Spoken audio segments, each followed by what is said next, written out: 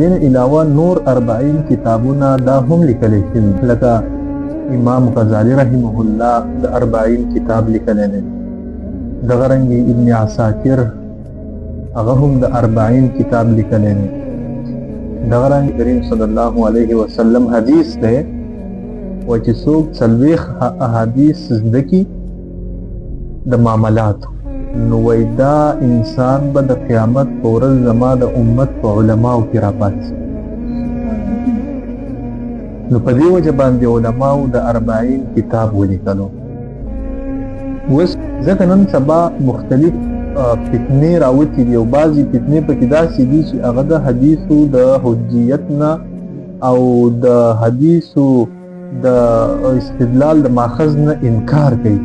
یعنی هغه وایي چې دا حدیث چې دی نو دا زموږ دپاره څه دلیل نه دی، بلکې دا حدیث هم هغه شانتې دي لکه څنګه چې تاریخ دی. لکه موږ چې څنګه تاریخ بیانو نو هغه وایي چې دا حدیث هم دغه شانتې څه دی، یو تاریخ دی نبی علیه الصلاة والسلام په تیره زمانه کې تیر شوی دی او د هغه چې کوم واقعات دي او د هغه چې کوم افعال وغیره دي نو هغه په دې کې درج شوي دي. دا زموږ دپاره څه دلیل نه دی. نو دې خلکو ته کم خلک ویلی کېږي؟ دې ته منکرین حدیث ویلی کېږي. په دې منکرین حدیثو کې بیا مختلف ګروپونه دي. بعضې پکې هغه متشدد منکرین حدیث دي چې هغه وایي چې حدیث مطلق حدیث دا زموږ دپاره څه نه دی، دا زموږ دپاره دلیل نه دی.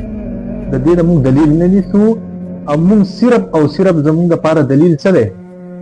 قرآن دی.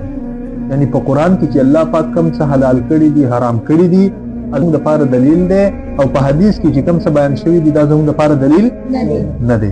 تاسو دپاره ډېر اهم دي او د مسلمانانو د ټولو دپاره او دا به حیثیت د یو طالب العلم دپاره چې ستاسو په ذهن کې دا خبره وي چې داسې هم یو ګروپ شته دی چې هغه ځان ته مسلمانان وایي خو هغه حدیث نه مني.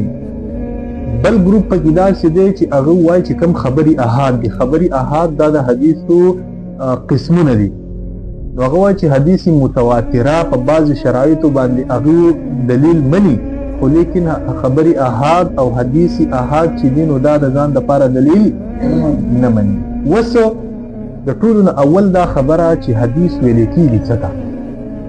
حدیث ویلې کېږي څه ته؟ حدیث څه ته ویلې کېږي؟ د نبی کریم صلی الله علیه وسلم اقوال، د نبی کریم صلی الله علیه وسلم افعال، او دغه رنګې د نبی کریم صلی الله علیه وسلم تقریر، او د نبی کریم صلی الله علیه وسلم صفت. دې ته څه ویلې کېږي؟ دې ته حدیث ویلې کېږي. مثال نبی کریم صلی الله علیه وسلم د قول مثال څنګه دی؟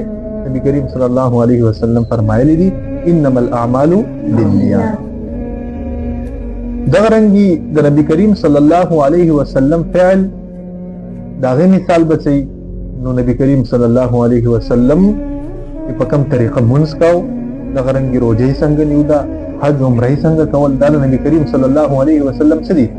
افعال یعنی فعلی حدیث دي. او د نبی کریم صلی الله علیه وسلم تقریری حدیث. تقریری حدیث تقریر څه ته ویلی کېږي؟ زموږ د پښتو او د اردو تقریر دغه تقریر مراد نه دی، بلکې د تقریر نه مراد هغه دی چې د نبی کریم صلی الله علیه وسلم په مخ کې یو صحابي یو عمل کړی او نبی کریم صلی الله علیه وسلم په هغې باندې نکیر نه وي کړی او په هغې باندې چوپ پاتې شوی، نو دغې ته تقریري حدیث ویلی کېږي. بل دی د نبی کریم صلی الله علیه وسلم صفتی حدیث، یعنی د نبی کریم صلی الله علیه وسلم حلیه مبارک پکې بیان شوي، د نبی کریم صلی الله علیه وسلم اخلاق پکې بیان شوي. دې ته څه ویلی کېږي؟ حدیث ویلی کېږي. او حدیثو کې صفتی حدیث دې ته ویلی کېږي.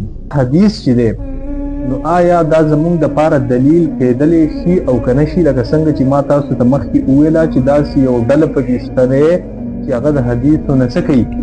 انکار کوي. نو په دې باندې د قرآن مجید نه هم دلایل شته دی چې په موږ او تاسو باندې د احادیثو منل څه دي؟ لازم دي.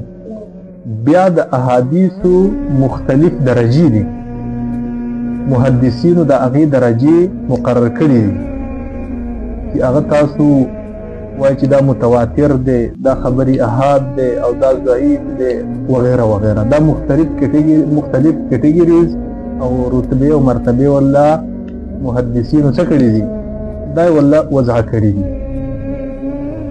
نو په دې باندې به دلیل زموږ سره څه چې قرآن او حدیث دواړه زموږ دپاره دلیل دی او د دې نه به موږ څه کوو، استدلال کوو.